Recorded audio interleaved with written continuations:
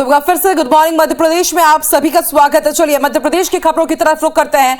सबसे पहले बात कर लेते हैं लंपी वायरस की। जी हां, मध्य प्रदेश के 18 जिलों में लंपी वायरस फैल गया है। 6000 से ज्यादा मवेशी इस वक्त संक्रमित है। प्रभावित जिलों में 2,13,000 मवेशियों का वैक्सीनेशन हो गया है। खरगोन, बड़वानी, हरदा, भिंड समेत ये कुछ जिले हैं जो सबसे ज्यादा प्रभावित माने जा रहे हैं। तो मध्य प्रदेश में धीरे धीरे ही अब लंपी वायरस कहर बरपाता जा रहा है। इस वक्त मध्य प्रदेश की बात की जाए तो 6000 से ज्यादा मवेशी संक्रमित है। प्रभावित जिलों में 2,13,000 मवेशियों का वैक्सीनेशन भी हुआ है। खरगोन, बड़वानी, हरदा, भिंड समेत कई जिले इस वक्त प्रभावित है लंपी वायरस के कारण।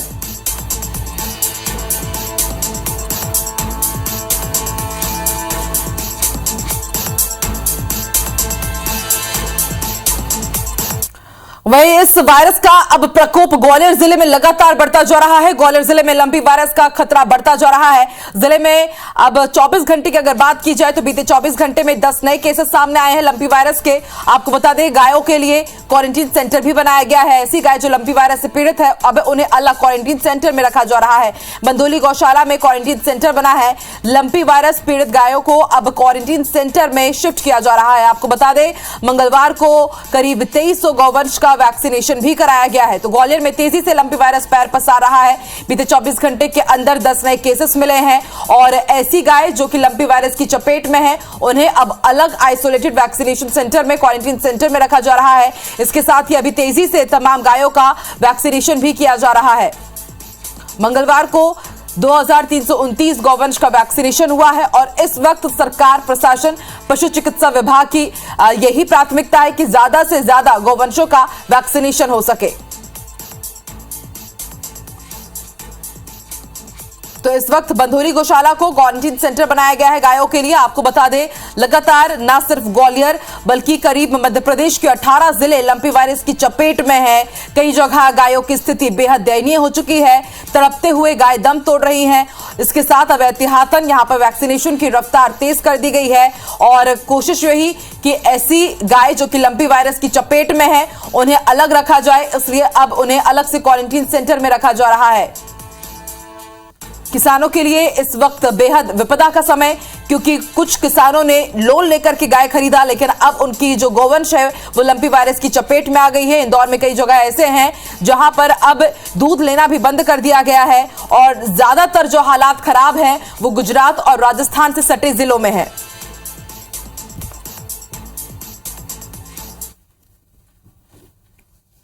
तो मध्य प्रदेश में अब लंपी वायरस का कहर देखा जा रहा है। हालात कितने खराब हो रहे हैं इसका अंदाजा आप इस बात से लगा सकते हैं कि मध्य प्रदेश के 18 जिले इस वक्त लंपी वायरस की चपेट में है। सरकार की क्या तैयारी है और इस वक्त ग्वालियर में कैसी स्थिति है, जानकारी देंगे हमारे दो सहयोगी। भोपाल से हमारे साथ विवेक पटैया लाइव जुड़ चुके हैं और वहीं ग्वालियर से हमारे साथ हमारे सहयोगी नासिर गौरी लाइव जुड़ेंगे जो हमें पूरी खबर पर जानकारी देंगे। सबसे पहले रुख कर लेते हैं ग्वालियर का। नासिर, आपसे बात करते हैं, इस वक्त ग्वालियर में कैसी स्थिति है, क्योंकि ग्वालियर की कई ऐसे हिस्से जो कि राजस्थान जिले से, राजस्थान राज्य से सटे हुए हैं। राजस्थान में हमने लंपी वायरस का बहुत कहर देखा है, तो क्या अब इसका ही असर ग्वालियर में भी देखने को मिलेगा? बिल्कुल जाहिर सी बात है, क्योंकि ग्वालियर चंबल संभाग का इलाका है वो राजस्थान से सटा हुआ है, जिसके बाद लगातार जो लंपी वायरस से जो गाय पीड़ित हो रहे हैं उनकी संख्या में बहुत तेजी से इजाफा हो रहा है। सबसे पहले जो केसेस मिलना शुरू हुए थे वो श्योपुर में हुए, फिर मुरैना में हुए, फिर भिंड में हुए और फिर उसके बाद ग्वालियर में।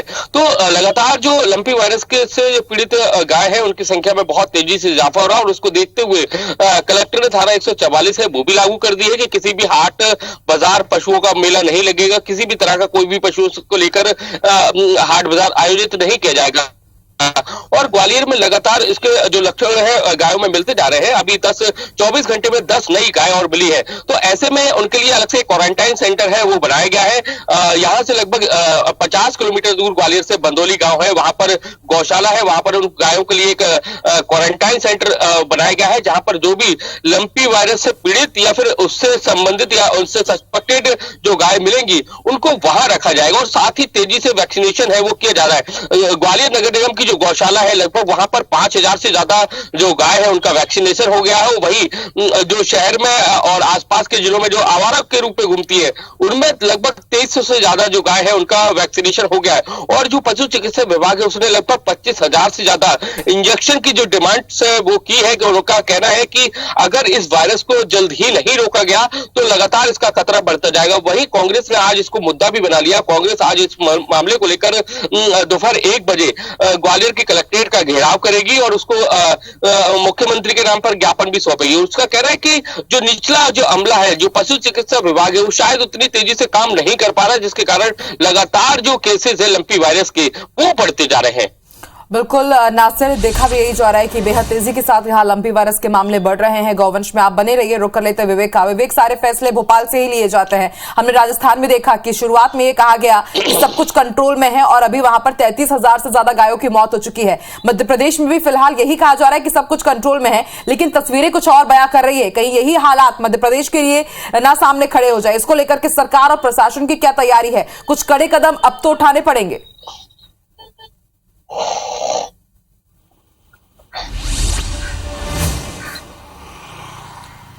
लंपी वायरस का कहर प्रदेश में इस तरह धीरे धीरे फैल रहा था, लेकिन अब जो है ये अपने चपेट में प्रदेश के 18 जिलों को ले चुका है। मतलब आप समझ सकते हैं कि जो वायरस राजस्थान से सटे कुछ जिलों में था वो अब प्रदेश के 18 जिलों में पहुंच चुका है और इसकी प्रसार संख्या से हम समझ सकते हैं कि आने वाले दिनों में ये और भी कई जिलों में अपने जो है चपेट में लेगा।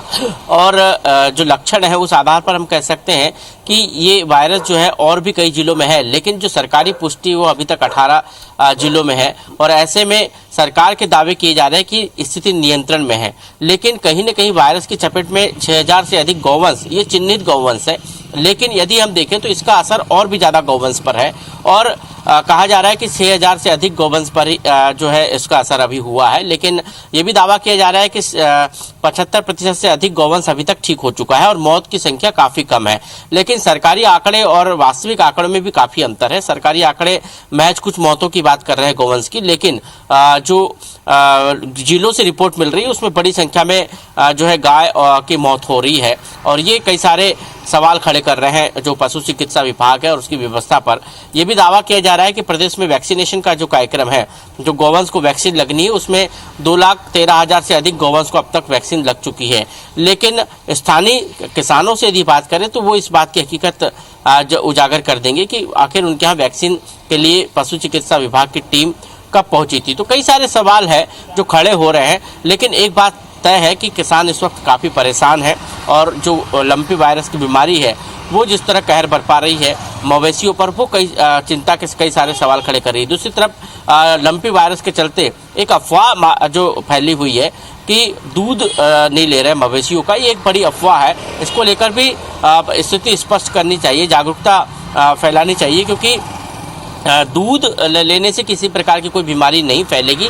स्पष्ट तौर पर ये कहा जा रहा है कि लंपी वायरस से संक्रमित कोई यदि गाय है या कोई मवेशी है तो उसके दूध से किसी प्रकार की बीमारी नहीं फैलेगी, लेकिन जागरूकता की कमी है और इस जागरूकता की कमी को भी दूर किया जाना चाहिए। तो लंपी वायरस इस समय प्रदेश में काफ़ी चिंता का विषय बना हुआ है। वाकई चिंता का विषय है भोपाल, और जरूरत है यहाँ पर, जैसा कि आप भी कह रहे हैं, कि यहाँ पर जागरूक किया जाए लोगों को भी। और सबसे बड़ी चिंता की बात किसानों के लिए, पशुपालकों के लिए, क्योंकि पहले कोरोना की मार उन्होंने झेली है और अब ये सब लोग लंपी वायरस की भी मार झेल रहे हैं। देखते कब तक स्थायी समाधान मिलता है और कब ये अटैक कम होता है। बहुत बहुत शुक्रिया नासिर पूरी जानकारी के लिए। लेकिन विवेक, आप बने रहिए, दूसरी खबर के लिए भी आपकी तरफ रुख करेंगे। चलिए, बड़ी खबर अपने दर्शकों को बता दें। मध्य प्रदेश में एक अच्छी खबर आपको बता दें कि अगले साल कहा जा रहा है कि 4,828 करोड़ का निवेश होगा। निवेश वाली 22 औद्योगिक संरचनाओं का भूमि पूजन और लोकार्पण किया जाएगा। 29 सितंबर को बुधनी में 13 औद्योगिक क्लस्टर, 2 औद्योगिक क्षेत्रों का भूमि पूजन और लोकार्पण सीएम शिवराज सिंह चौहान करेंगे।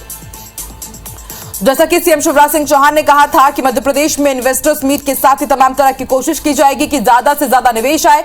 तो आपको जानकारी ये खुशी होगी कि 4,828 करोड़ का निवेश होगा मध्य प्रदेश में बहुत जल्द। सीएम शिवराज सिंह चौहान अलग अलग निवेशकों के साथ भूमि पूजन और लोकार्पण करने जा रहे हैं।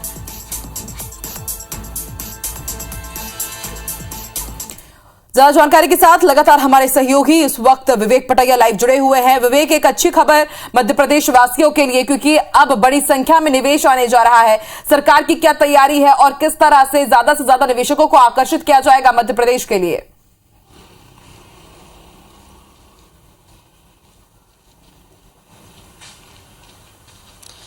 मध्य प्रदेश सरकार का फोकस रोजगार, स्वरोजगार और निवेश के ऊपर है और यही कारण है कि सरकार आने वाले महीने में, जनवरी के माह में जो है इन्वेस्टर समिट करने जा रही है इंदौर में और इसकी तैयारियां जोरों पर है और इस समिट में विदेशी निवेश पर सरकार का खासा फोकस है। लेकिन उसके पहले औद्योगिक संरचनाओं को लेकर जो है, क्योंकि औद्योगिक क्षेत्र यदि जिलों में आएंगे तो उसके लिए बुनियादी सुविधाएं बेहद जरूरी है और यही कारण है कि औद्योगिक संरचनाएं प्रदेश में निर्मित की जा रही है। प्रदेश में जो नए औद्योगिक क्लस्टर बन रहे हैं उनका भूमि पूजन और लोकार्पण का कार्यक्रम 29 सितंबर को बुधनी में होने वाला है, जिसमें मुख्यमंत्री शिवराज सिंह चौहान 4,800 करोड़ से अधिक औद्योगिक संरचनाओं का भूमि पूजन करेंगे और ये एक बड़ी उपलब्धि मध्य प्रदेश को है। इस कार्यक्रम में मुख्यमंत्री कई हितग्राहियों को स्वरोजगार के ऋण भी वितरित करेंगे।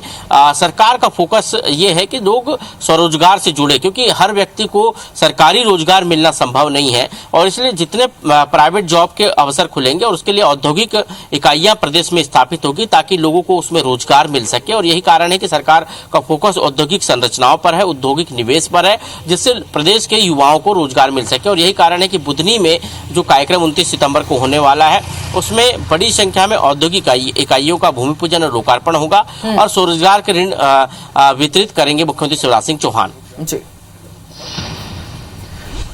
शुक्रिया पूरी जानकारी के लिए विवेक। मंत्रियों के समूह ने अब जिलों के दौरे की शुरुआत कर दी है। गृह मंत्री डॉक्टर नरोत्तम मिश्रा आज बैतूल जिले के दौरे पर रहेंगे।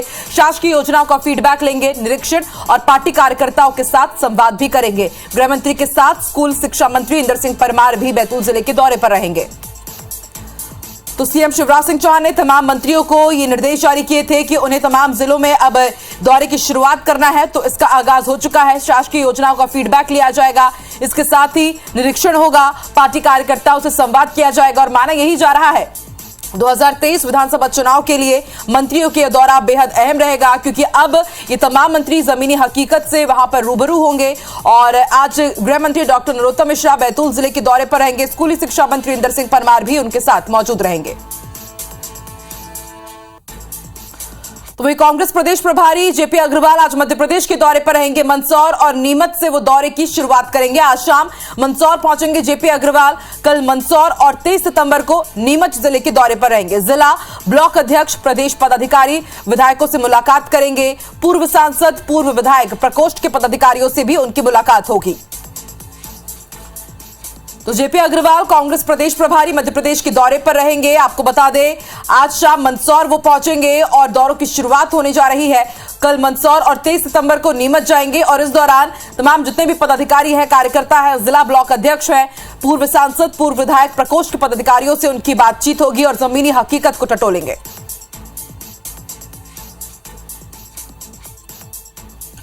बड़ी खबर आपको इंदौर से बता दें, युवती ने खुदकुशी की कोशिश की है। बताया जा रहा है देर रात का यह मामला है। ऑर्बिट मॉल से कूदकर आत्महत्या करने का युवती ने प्रयास किया, लेकिन पुलिस ने समय रहते सूझबूझ के साथ युवती को आत्महत्या करने से रोक लिया। अभी फिलहाल पुलिस युवती को लेकर के विजयनगर थाने पहुंची हुई है और आत्महत्या क्यों कर रही थी युवती, ये जानने की कोशिश की जा रही है। देर रात की तस्वीरें, युवती ने खुदकुशी की कोशिश की, लेकिन पुलिस ने समय रहते युवती को आत्महत्या करने से बचा लिया। तस्वीरें भी हम आपको दिखा रहे हैं, ऑर्बिट मॉल की तस्वीरें हैं। आप देखिए किस तरह से युवती ऑर्बिट मॉल के एकदम टॉप पॉइंट पर जाकर के खड़े रहती है। हालांकि समय रहते पुलिस वहां पर पहुंची, उसको समझाइश दी गई और फिर सूझबूझ के साथ पुलिस ने उसे सुसाइड करने से रोक लिया। फिलहाल पुलिस युवती को लेकर के विजयनगर थाने पहुंची हुई है और उससे तमाम जानकारी जुटाई जा रही है कि आखिर वो इतना बड़ा कदम क्यों उठा रही थी।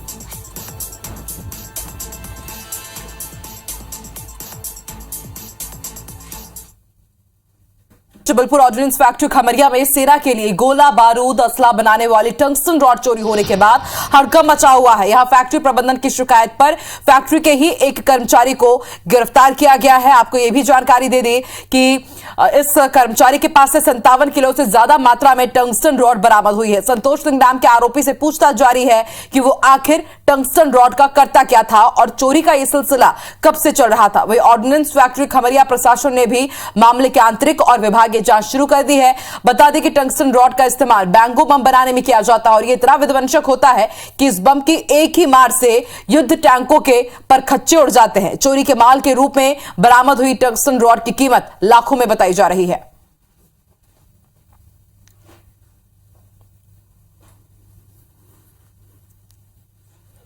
उन्हीं सुरक्षा कर्मचारियों की ओर से थाने में आरोपी के विरुद्ध एफआईआर ली गई है और आरोपी के विरुद्ध विधि सम्मत कार्रवाई की गई थाने पे। इसमें मामला अभी इन्वेस्टिगेशन में है और जो भी आगे एविडेंस आएगी उसके अनुसार जितने भी प्रकरण में आरोपी संलिप्तता होगी उन सभी के विरुद्ध अपन कार्रवाई करेंगे। टीकमगढ़ में स्कूल शिक्षा विभाग की ओर से 19 से 21 सितंबर तक 3 दिवसीय विभागीय संभागीय खेलकूद प्रतियोगिता का आयोजन किया गया, लेकिन खिलाड़ियों के लिए ना तो रहने की और ना ही खाने की व्यवस्था की गई। खिलाड़ियों की परेशानी की समस्या का क्लिप सोशल मीडिया पर वायरल हुआ, जिसके बाद तुरंत कलेक्टर सुभाष कुमार द्विवेदी और एसडीएम सीपी पटेल मौके पर पहुंचकर शिक्षा विभाग के अधिकारियों और खिलाड़ियों की व्यवस्था देख रहे कर्मचारियों को बुलाकर फटकार लगाई। बच्चों को खाना बांटा और खिलाड़ियों से समस्याओं के बारे में पूछताछ की। इसके बाद कलेक्टर ने लापरवाही बरतने वाले कर्मचारियों के खिलाफ कार्रवाई करने की बात कही है।